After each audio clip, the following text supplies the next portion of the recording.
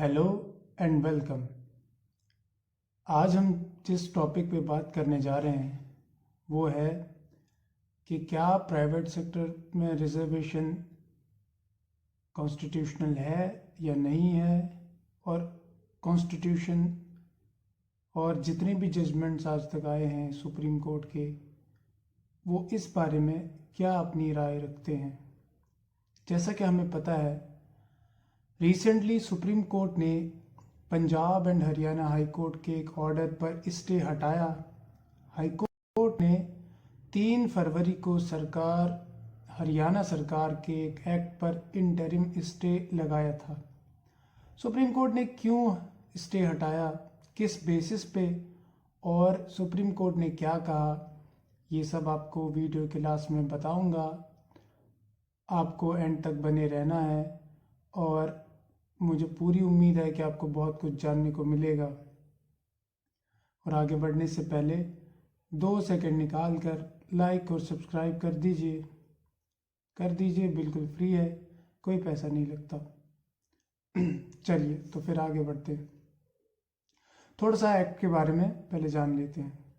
इस एक्ट का नाम हरियाणा स्टेट एम्प्लॉयमेंट एक्ट 2021 है, जो हरियाणा गवर्नमेंट ने पास किया था फरवरी 2021 में और लागू हुआ था जनवरी 2022 में। इस एक्ट में कहा गया कि 75% of the private sector jobs वो रिजर्व होंगे लोकल्स के लिए, उन जॉब्स में जो 30,000 तक पे करते हों। इस एक्ट के बाद कम से कम 8 पिटिशनर, जिसमें डिफरेंट इंडस्ट्रियल एसोसिएशंस और कुछ लोग, दिसंबर 2021 में कोर्ट पहुंच गए कि ये तो कॉन्स्टिट्यूशन के खिलाफ है, बिकॉज फिर मेरिट की कोई वैल्यू नहीं रहेगी, और मेरिट नहीं रहेगी तो बिजनेस तरक्की कैसे करेगा, क्योंकि ऐसे ही तो किसी को नहीं ले सकते सिर्फ इस बेस पर कि वो लोकल होना चाहिए, कि उसमें टैलेंट ही कोई ना हो। तो इसके बाद कोर्ट ने गवर्नमेंट से रिप्लाई मांगा और उनको नोटिस भेजा, और फाइनली 3 फरवरी को एक्ट पे इंटरिम स्टे लगाया था, जिसके खिलाफ हरियाणा गवर्नमेंट ने सुप्रीम कोर्ट में अपील फाइल करी थी। तो बैकग्राउंड क्या है, ऐसे एक्ट पास क्यों हुए? तो बैकग्राउंड में अगर हम देखें तो अगर कुछ स्टेट्स की माने तो अनएम्प्लॉयमेंट बढ़ता ही जा रहा है। इस चीज़ को देखते हुए कुछ स्टेट्स ने एक या दूसरे रीजंस के कारण ऐसे एक्ट्स पास करना शुरू कर दिए हैं। इसकी मिसाल जैसे आंध्र प्रदेश, झारखंड और अब हरियाणा। आंध्र प्रदेश का जो एक्ट है वो आंध्र प्रदेश हाई कोर्ट में चैलेंज किया गया है। इन एक्ट से बहुत सारे कॉन्स्टिट्यूशनल सवाल उभर कर आते हैं, मगर शायद सुप्रीम कोर्ट इंतज़ार कर रहा है कि पहले हाई कोर्ट्स का ऑब्जर्वेशन देखते हैं। तो क्या क्या कॉन्स्टिट्यूशनल सवाल हैं वो हम आपको बताएंगे। कम से कम 3 कॉन्स्टिट्यूशनल सवाल जो है वो सामने आते हैं। सवाल कब आते हैं? जब ऐसे एक्ट्स पास होते हैं।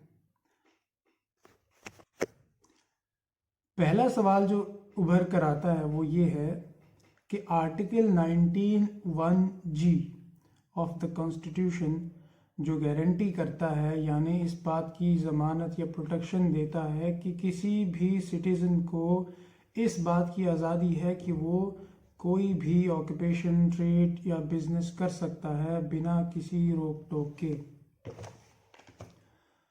हाँ, लेकिन रीजनेबल रेस्ट्रिक्शंस हो सकती हैं, जैसे आम जनता के हित में, या जिसको हम फॉर पब्लिक ऑर्डर भी कहते हैं, या स्पेसिफिक क्वालिफिकेशन कोई टेक्निकल कोर्स के लिए, या किसी भी बिजनेस को गवर्नमेंट अगर मोनोपलाइज करना चाहती है तो इस बेसिस पे रीजनेबल रिस्ट्रिक्शंस लगाई जा सकती है। मगर 75% वाला जो क्राइटेरिया है वो इन दोनों में, इन मतलब जितने भी ग्राउंड्स है उनमें नहीं आता, और ये साफ साफ फिर प्राइवेट इंस्टीट्यूशंस के राइट का एनक्रोचमेंट है। कुछ इस पे जजमेंट्स भी आए हैं सुप्रीम कोर्ट के, जैसे 2002 में TMA पाई फाउंडेशन केस में कहा था कि प्राइवेट इंस्टीट्यूट्स को आज़ादी है एडमिनिस्ट्रेशन और मैनेजमेंट की।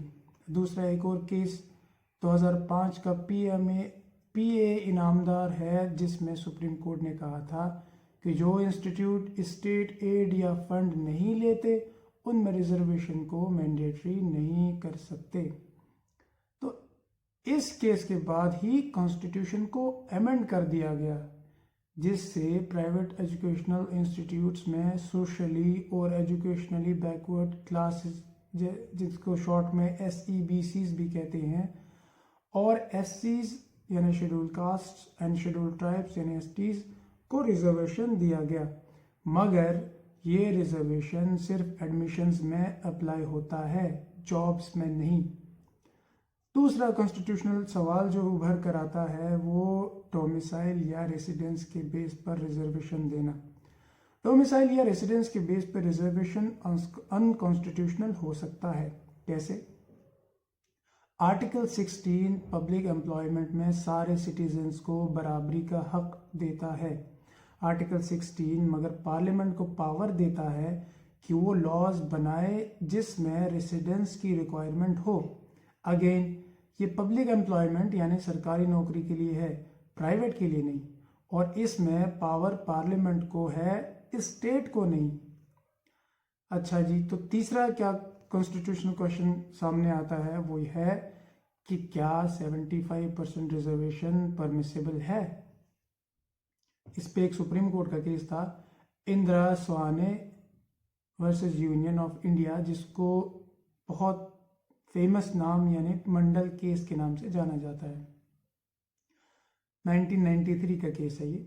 सुप्रीम कोर्ट ने कहा था कि पब्लिक सेक्टर में रिजर्वेशन 50% से ज़्यादा नहीं हो सकता, यानी एक सीलिंग लिमिट लगा दी थी।